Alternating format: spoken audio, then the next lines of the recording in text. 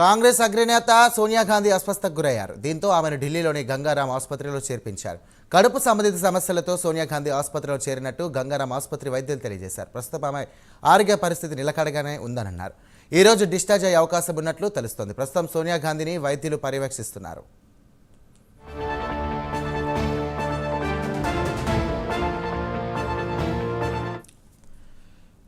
ఇక దీనికి సంబంధించి పూర్తి డీటెయిల్స్ మా నేషనల్ బ్యూరో చీఫ్ కళ అందిస్తారు. చెప్పండి కళ గారు.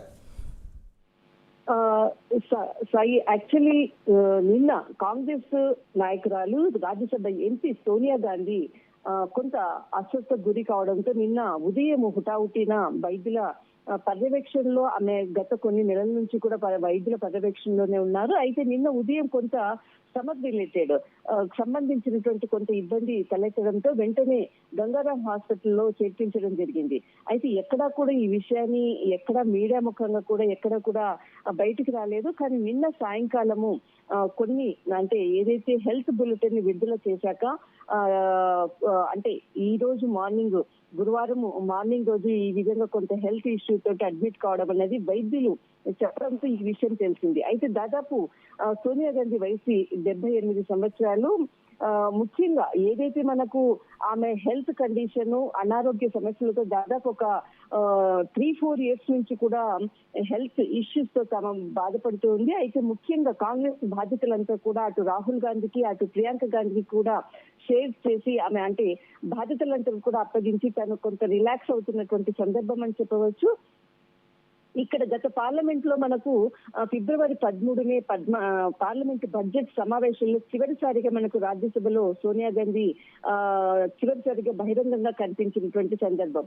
అయితే నిన్న ఉదయం ఏదైతే ఆమెకు అంటే స్టమక్ రిలేటెడ్ యొక్క ఇష్యూ రావడంతో వెంటనే గంగారాం హాస్పిటల్లో చేర్పించడము, వెంటనే హుటాహుటిన దానికి సంబంధించినటువంటి వైద్యుల ట్రీట్మెంట్ ప్రారంభించారు. అయితే మధ్యాహ్నం వరకు కూడా వైద్యుల నిపుణులైనటువంటి గ్యాస్ట్రాలజీకి సంబంధించినటువంటి నిపుణులు సమీరాన్ సంరక్షణలో ఈయనకి ట్రీట్మెంట్ జరుగుతుంది.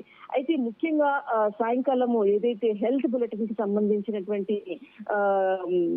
విడుదల చేసినప్పుడు డాక్టర్ అంటే గ్యాస్ట్రాలజీలో స్పెషలిస్ట్ గంగారాం హాస్పిటల్ డాక్టర్ సమీరాన్ అంటే ఒక సమాచారాన్ని మాత్రం అందించడం జరిగింది. ఒక సోర్స్ ద్వారానే ఈ సమాచారం వచ్చింది.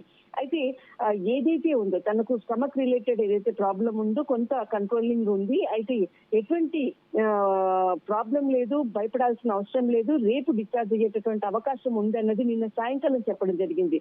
బహుశా ఈ రోజు ఉదయం లేదంటే మధ్యాహ్నం సిచ్యువేషన్ ని బట్టి ఒకవేళ మరొకసారి హెల్త్ కండిషన్ చెక్ చేసిన తర్వాతనే ఈ రోజు డిశ్చార్జ్ అవుతారా లేదా అన్న విషయం కూడా ఒక క్లారిటీ వస్తుంది సాయి.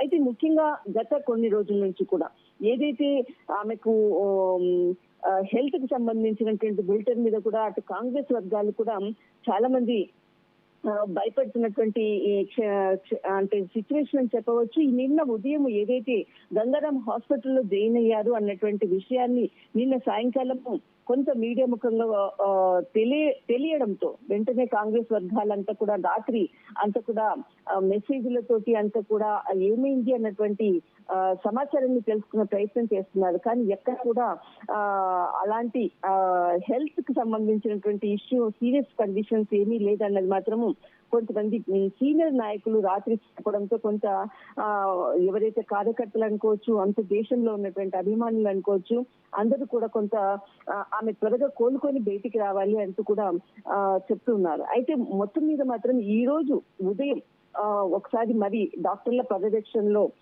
డాక్టర్ సమీరాన్ అంటే ఎవరైతే హెల్త్ సంబంధించినటువంటి సంరక్షణలో ఉన్నారో ఒకసారి మరి చెకప్ చేసిన తర్వాతనే ఆమె హెల్త్ కండిషన్ బట్టి హాస్పిటల్ నుంచి డిశ్చార్జ్ అయ్యేటటువంటి అవకాశము ఉన్నదా లేదా అని చెప్పవచ్చు సాయి. ఓకే, రైట్ కళ.